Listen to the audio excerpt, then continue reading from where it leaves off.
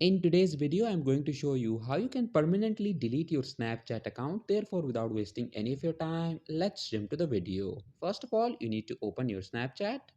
At the top left corner of your screens, you will see your profiles icon. So click on it. Then click on the settings icon. Scroll down and click on this I need help option. Scroll down and click on managing my account. Then select delete or reactivate my account option. Select how do I delete my Snapchat account. Scroll down and click on this accounts portal option in blue color. Enter your Snapchat account password. Once you have done that, click on continue.